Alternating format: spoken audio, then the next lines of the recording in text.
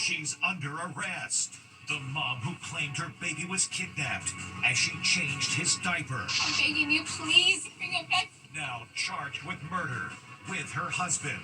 And move-in day panic.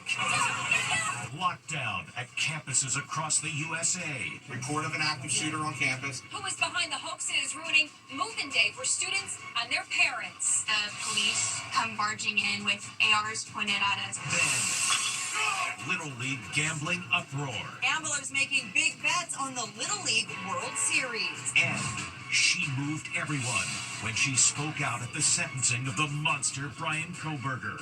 He's just evil. Now, the just-released video. It's so good. What Dylan told cops the morning of the massacre. Looked at me, but he didn't turn towards me or say anything. Plus, Granny on trial. Accused of hiring a hitman to assassinate her son-in-law. We now meet Donna Abelson. She was a Wheel of Fortune contestant. Wait till you hear the puzzles she solved. Then, Beach Creeps. Do not keep recording people. That's sick. Inside Edition investigates what was this guy doing with that telephoto lens. Does it make you feel violated some guy was zooming in on you? And how Taylor Swift loosens up. Now, Inside Edition with Eva Pilgrim. Hello and thanks for joining us. I'm Eva Pilgrim. She's under arrest. Earlier this week, we told you about the mom who claimed her 7-month-old baby boy was kidnapped while she was changing his diaper in a parking lot. From the start, police said there were inconsistencies with the mom's story. Now she and the baby's father have been arrested and charged with murder. I'm begging you, please, if anything, if you know anything, please. This mother begged for help after she said her baby was kidnapped as she changed his diaper. The baby's father also pleaded for help. I just want a baby boy. Now comes a stunning turn in the case of missing 7-month-old Emmanuel Haro. Today, cops swarmed the parents' home and SWAT vehicles moved in. They arrested both parents, Rebecca and Jake Haro, on murder charges. Someone took him from me. 1 week ago, Rebecca claimed she was attacked and knocked unconscious in this San Bernardino County parking lot. You can see her black eye. I had his diapers right here, and then someone said, hola, and I couldn't even turn, and that was just, I don't remember nothing. But cops say they confronted Rebecca with inconsistencies in her initial statement. It also emerged that her husband was jailed for 6 months for felony child cruelty in 2023. The 7-month-old is the youngest of their 6 children. Today, detectives could be seen digging around their yard as the search for baby Emmanuel continues, while these pleas for help now take on an even more sinister tone. Please don't hurt him. Just bring him back to his parents that love him. Investigators say they were able to recover a substantial amount of security video from the parking lot where the mom claimed her baby was kidnapped. Active shooter scare, a hoax at Villanova University, caused total panic. And it's not an isolated case. The terrifying scene happening at other colleges on the very same day. Students barricading themselves in classrooms, all of them false alarms. As Ann Mercogliano reports, it's happening at the worst possible time, on move-in day, as parents drop their kids off on campus. Panic at colleges across the USA. 2 universities targeted by hoaxers who called in false reports of active shooters on campus. 12:42 p.m., the University of Tennessee at Chattanooga sent a terrifying mass text. Possible active shooter in University Center or library.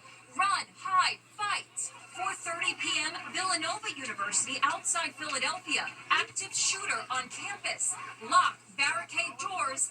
It was move-in day. This freshman got the alert moments after she settled into her dorm. Here's my bed. Here's my desk. Then there was chaos. The campus was placed on lockdown. Report of an active shooter on campus. Building is locked down, okay? No one is coming in unless we let them in. This whole thing was a cruel hoax. Same deal at the University of Tennessee. A false report that turned into chaos. Students barricaded themselves inside their classrooms. There's currently an active shooter on my campus, and we're trapped in a classroom, and it's going on like 10 minutes right now. I thought I was going to die. Priscilla Peeler was studying in the library.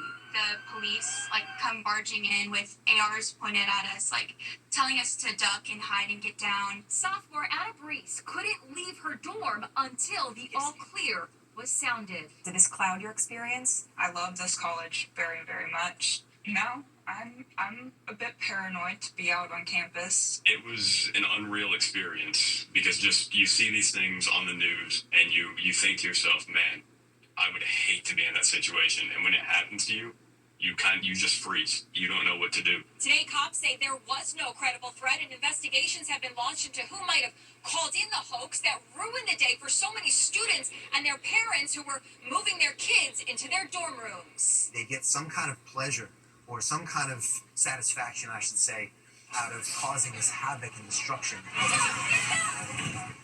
It also happened at the University of California, Davis, where students received a mass text warning them to shelter and barricade because of an active shooter, but it was sent by mistake. 15 minutes later came another text saying, "No emergency." Well, this Sunday is the Little League World Series, but it's not just proud parents cheering in the stands and all the people watching at home.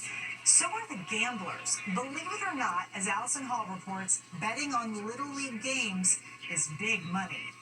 Oh, it's one to left center. The Little League World Series is in full swing. The best kid ball players from around the world duking it out for the World Championship. But America's most wholesome sporting event is turning into a Las Vegas-style marketplace for gamblers, and it's sparking outrage today. Seriously? What are we doing? Anyone betting on Little League World Series games, get some help. It's illegal to bet on youth sports here on American soil, but online betting platforms based in Panama and Costa Rica are taking bets on Little League games, and business is booming. According to Bet Online, gambling on the Little League World Series is more popular than the WNBA, professional tennis, or soccer. It's really sad, right? Why do this? Why bet on little 11 and 12-year-olds and what the outcome of the game is going to be? I mean, can't you do something better with your time? Little League International just issued a statement calling for an end to gambling on the tournament. No one should be exploiting the success and failures of children playing the game they love. And the coaches are speaking out. It's not appropriate. It feels dirty, quite honestly.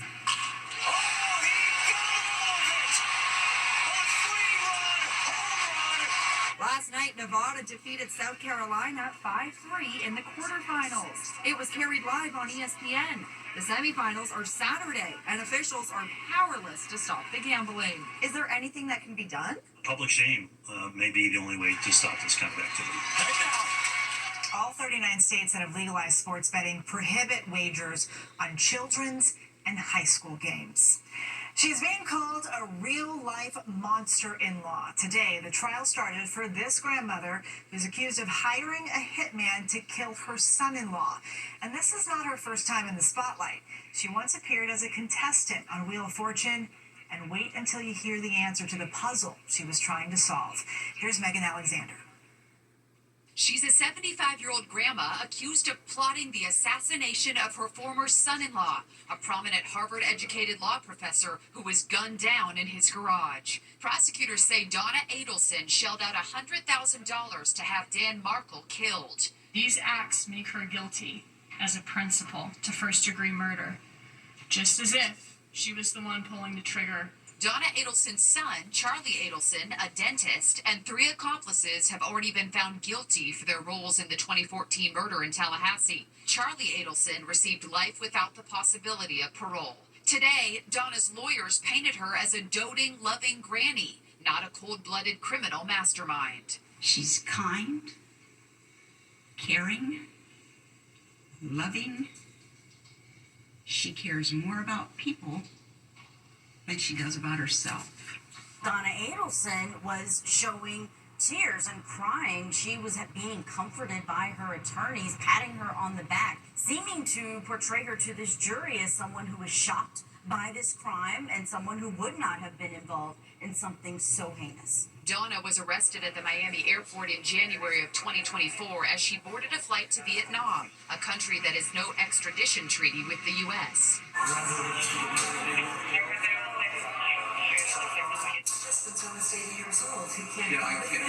Donna Adelson's been on TV before, but in a much more family-friendly way.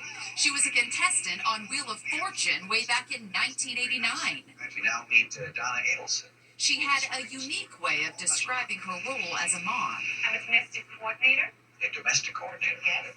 I'm responsible for the activities, classes, and lessons of my son Robert, who is 16, Charlie, who is 12, Wendy, who is 10, my husband Harvey, who's in the audience, and my dog Sam.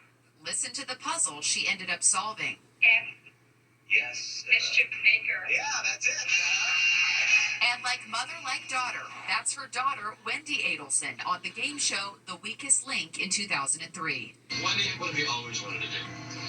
When I was little, I wanted to be a giraffe. It was Wendy's bitter custody battle with her ex-husband over their 2 kids that triggered the assassination plot, say prosecutors. Wendy is an unindicted co-conspirator in the case. She has denied any role in her ex's murder. Donna Adelson's trial is expected to last 2 weeks.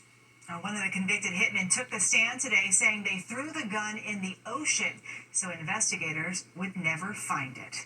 Well, millions of Americans will be heading to the beach this weekend to soak up the sun during the last days of summer. But women, beware. There are guys lurking with cameras, secretly taking photos of you. It's one of the pleasures of summer, strolling along the beach, soaking up the last few rays of the season.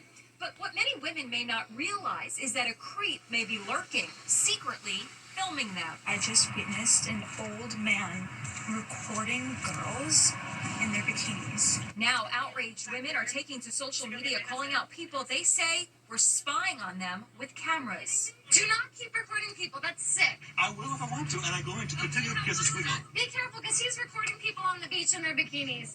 Beaches are public spaces, so it's legal for someone to snap photos and videos of you without your permission. Inside Edition producers Will Evans and Emma Cady checked out the situation in Miami Beach. They spoke to several women who say it's a common occurrence. It makes me feel uncomfortable. They think it's fair game to just come up and either take your picture or you see them recording you after you walk by. It didn't take long for us to find this guy perched on a pier overlooking the beach.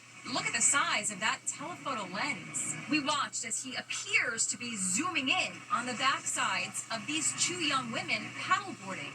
We caught up with those girls when they came back to the beach and told them what we saw. Does it make you feel violated now, knowing that you were just enjoying your day paddleboarding and some guy was zooming in on you?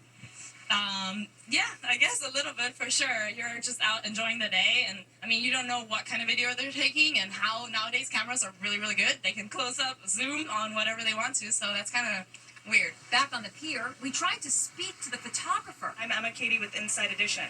It looks like you were taking video of women without their permission. Yeah, you're wrong. I'm wrong? Film whenever I want. Well, you can, but some would say it's pretty creepy, no? Yeah, I'm not filming women. He packed up his gear and walked away. So if you hit the beach, just remember you could end up on some dude's camera. And that's not something any woman wants, for sure. And you've never seen Taylor Swift doing this, like so many experienced performers. She does vocal warm-ups. Ow now, brown cow. Ow now, brown cow. Unique New York. What are Taylor and Travis up to? It's an impromptu vocal warm-up. I'm really excited! The quirky exercise, led by Travis's brother Jason, happened before last week's taping of the Kelsey Brothers' New Heights podcast, where Taylor dropped in to announce her next album, The Life of a Showgirl. Ow now, brown cow. Looks like Taylor's not the only one with pipes. We'll be back with much more Inside Edition after this. Next, she moved everyone when she spoke out at the sentencing of the monster Brian Kohlberger. He's just evil. Now the just-released video. What Dylan told cops the morning of the massacre. Looked at me, but it didn't come towards me or say anything. Then, sunscreen for dogs? Good boy. The growing call to lather sunscreen on dogs. Why do dogs need sunscreen? They have all this fur. Inside Edition with Eva Pilgrim. We'll be right back. For the first time, we're seeing body cam video of cops arriving at the home where 4 University of Idaho students were murdered, and the surviving student is distraught. It's chilling. Just released police body cam video taken the day of the slaughter at the University of Idaho. A survivor, Dylan Mortensen, who spoke at the sentencing hearing of Brian Kohlberger, describes the nightmare she has just lived through. The video, obtained by Law and Crime, starts as police arrive at the house where the 4 students have just been slain. They sweep the house. Moscow Police Department, bring here down yourself. Then an officer approaches several young people who have gathered outside the house. One of them is Dylan, whose victim impact statement 4 weeks ago transfixed America. For beautiful, genuine, compassionate people were taken from this world. In the just-released body cam video, Dylan is barefoot in the November cold. They went upstairs and she screamed because someone in the room. First responders give her a blanket, and she tells a police officer what happened after she heard Kaylee Gonzalez scream at 4 a.m. I called her name, I jumped up and locked my door because I was so scared. Then Dylan describes her terrifying encounter with the intruder, who we now know was Brian Kohlberger. And I opened the door for a second and I saw this guy, and he was not extremely tall, but he was wearing all black and like this mask that was just covering his forehead and his mouth. So I just shut the door and locked it because I didn't know what to do. She tries to contact her friends. I called Maddie, I called Santa, I called Kaylee, no one would answer. Then she has a second horrific encounter with Kohlberger. I opened up the door to look, and that's where the guy passed by. He looked at me, but he didn't come towards me or say anything. Law and Crime correspondent Anjanette Levy. Watching this body camera footage of Dylan Mortensen is chilling, and it's also, to me, very heartbreaking. Dylan would come face to face with Kohlberger one more time at his sentencing. He chose evil.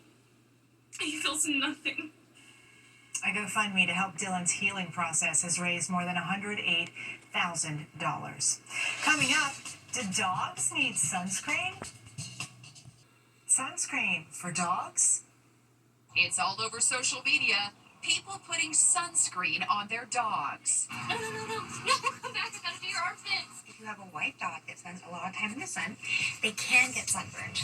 So I got this little stick from Chewy.